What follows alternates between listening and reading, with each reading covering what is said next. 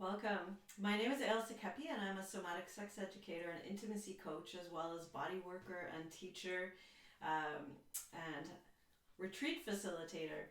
So today I just wanted to jump on really quickly, and for those of you watching on Facebook Live, welcome. For those of you watching later on YouTube, welcome also. Um, it's New Year's Day 2021 and I'm super excited to be in this space with you in the co-creation phase of how we want a new year to look, how do we want the world to look. And it's been it's been a tough year for most people, and I think that sometimes it can be really hard to kind of get going again, get our groove on again. How do we move forward out of such a difficult year? How do we even make new plans for ourselves? And if you have been in an abusive relationship or being beaten down, whether it's at work, whether it's with an intimate partner, whether it's with family or friends, it's even harder. It can feel like your feet are stuck in the mud and you're just like, you can hardly move one foot in front of the other, let alone try to find a way to create, inspiring intentions for yourself. And if everybody's out there going, my New Year's resolution is to do all these wonderful things, and you're feeling completely exhausted and drained, how do you even get going? So that's what I wanted to kind of talk about today. And for the first part, you may, if you're watching this video later, want to pause and get a couple of things now and then. If you're watching live, I'm going to show you what I'm doing. Make some notes. You might want to do this later. So what I like to do with my clients and people I'm working with is ask them to think about a couple of objects. One object about the things you want to leave behind. What is something that represents the crap or some part of yourself that you're trying to let go of, or maybe an addiction or an obsession? So you want to come up with an object that represents that for you. And I just spent a couple minutes before doing the video picking out a couple of objects. So here is my object of what I want to let go of. And this is a gua sha tool. So I do body work and sometimes I use these for tools. So what this represents for me is the fact that I'm working too hard. So you may wonder why I'm doing a video on New Year's Day if I'm trying not to work so hard. But I consider chatting to all of you guys not work. So anyway, this is me working too hard. It's a tool. It's pretty plain.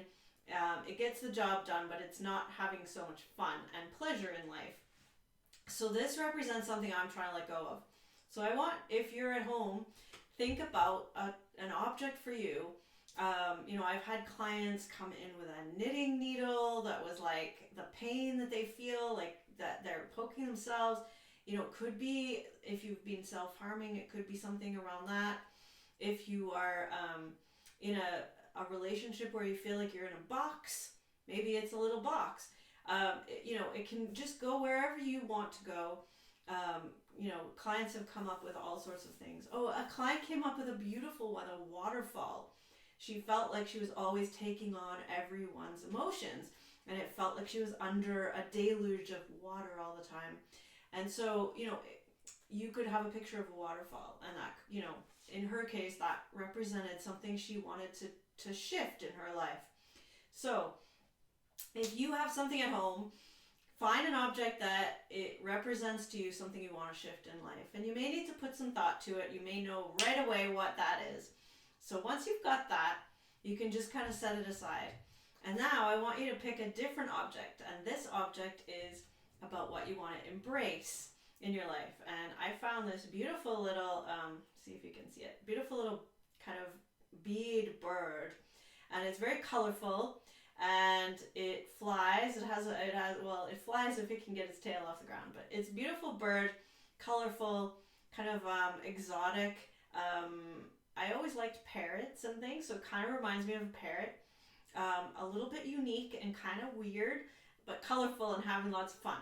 So that is what represents me moving forward into 2021. So if you have something at home, pick out an object that is something you would like to embrace in 2021 as far as, moving towards what you want. And if, what have some people brought? A balloon, because it, it has a brevity, it has a lightness. What have some other people brought in? An angel.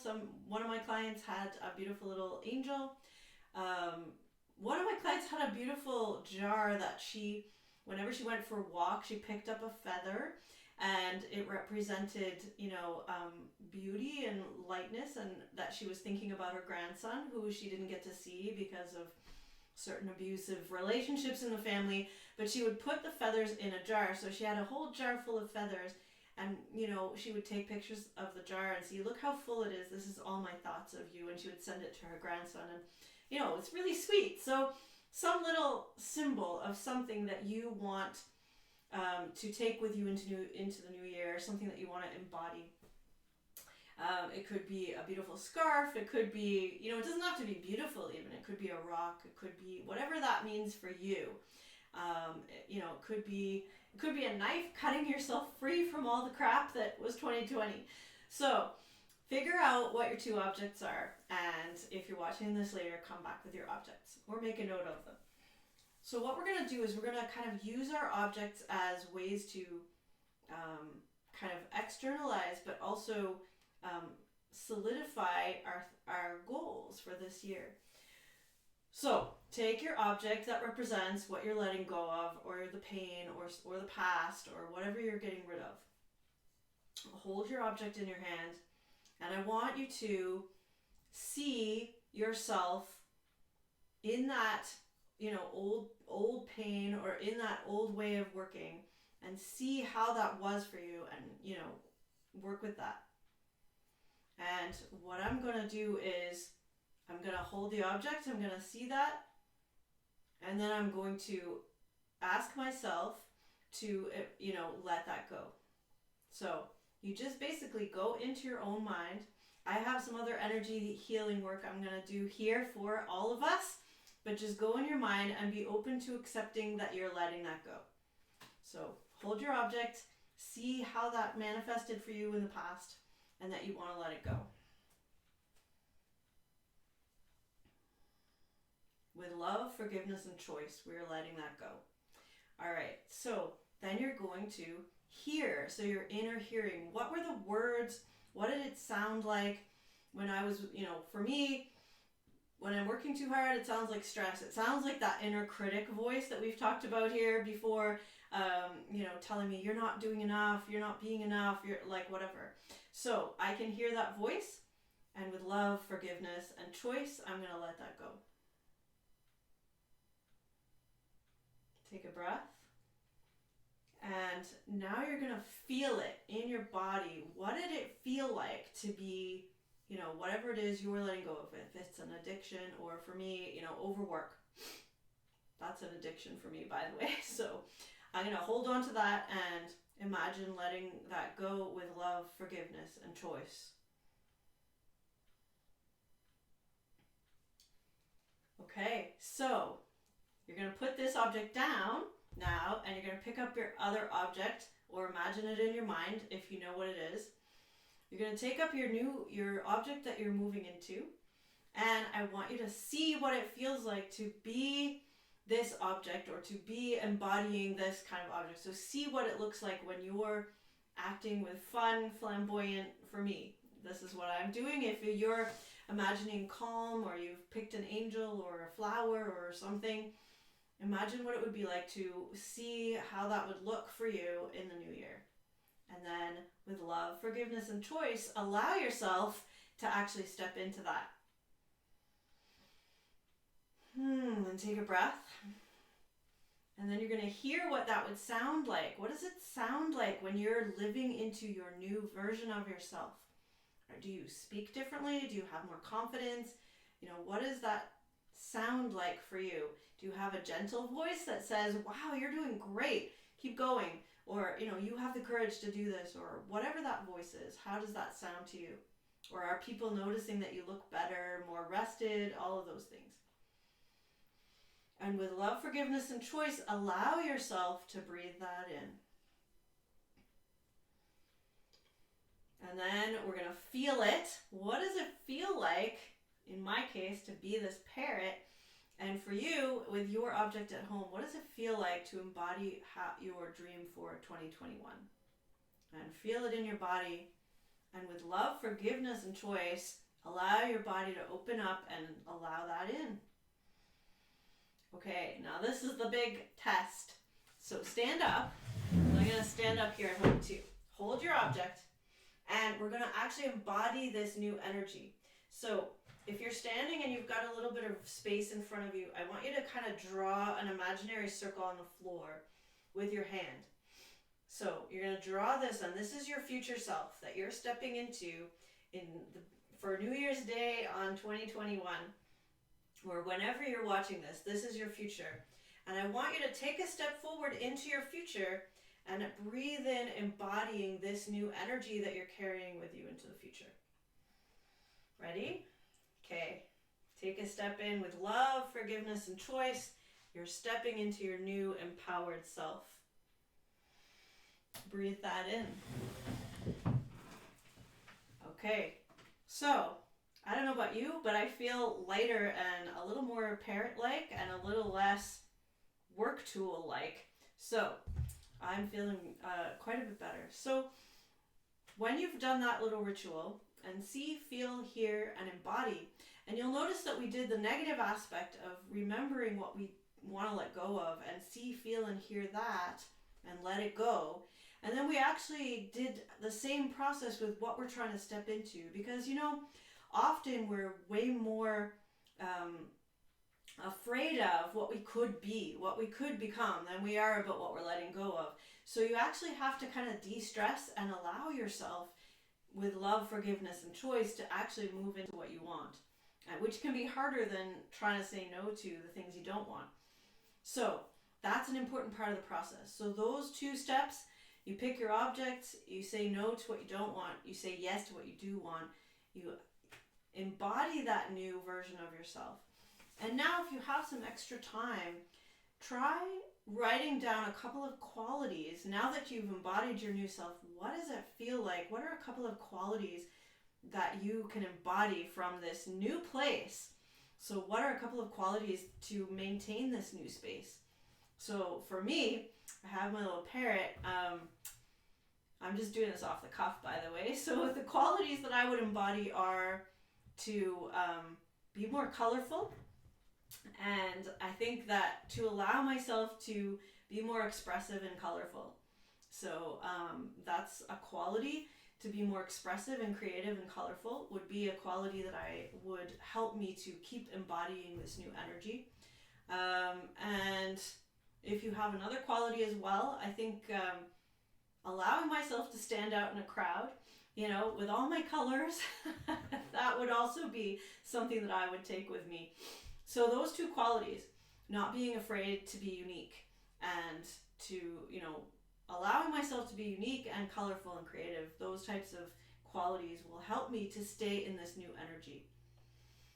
And whenever we move into an intention, we need as much help as we can get. And we also need to be aware that whenever we want to step into something new, the stuff that we gotta deal with, the real stuff that we've gotta dig through, will come up against our intention.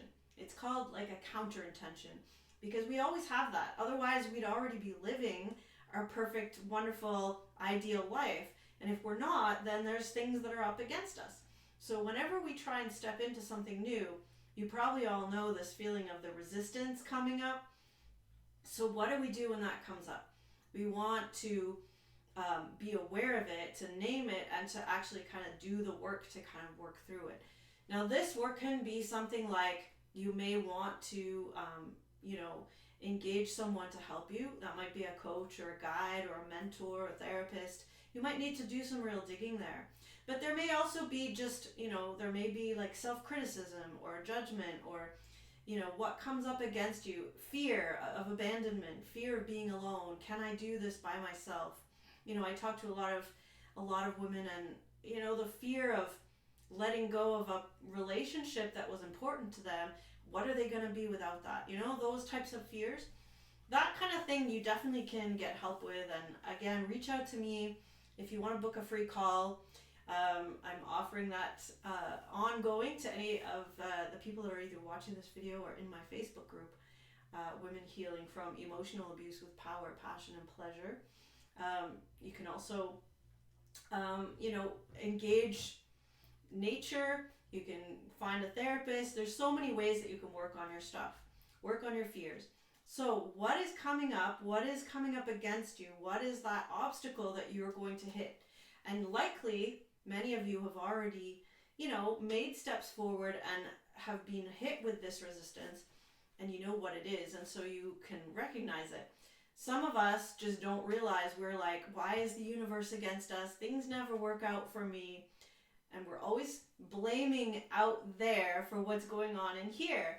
And if we're always blaming someone else for the fact that we're not able to get where we want to get, then we're kind of at the mercy of everyone else. And, we aren't empowered. And we actually do have some choice around this.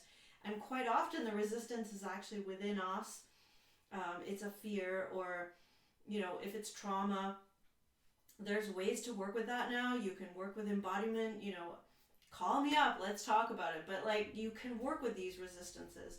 So figure out or feel into what is that resistance that comes up for you. I know when I was kind of going through my dark time, fear of abandonment, fear of being on my own was really big for me. So that stopped me for a couple of years actually taking any action and moving forward, getting out of an abusive relationship and moving on with my life, because I was afraid that I couldn't do it on my own. I had 4 kids, So that was the resistance that kept coming up, and I kept kind of slaving away with trying to make things work because I was afraid of that.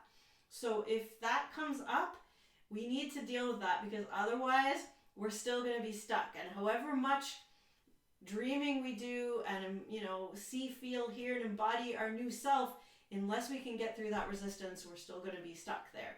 So that's where, lots of people get derailed, and that is within our power to shift. You may need help, you may want assistance, you may want support with that, but let's see if we can get clarity about that. So for me, I'll just kind of do my processing right here with all of you. So I had a workaholic thing that I want to give up from 2020. Okay, so what is the resistance to me moving forward with my beautiful parrot-like, unique, creative bird? For me, it's I become more of a workaholic when I am really stressed, and I get stressed mostly when my kids have issues. So they're a trigger for me still. I've done lots of this work, but my kids can still trigger me into the stress response. And when I'm stressed, I don't want to deal with how that makes me feel, so I work. And when I work, I can shut out everything else and all my other feelings. So in a way, that's my addiction.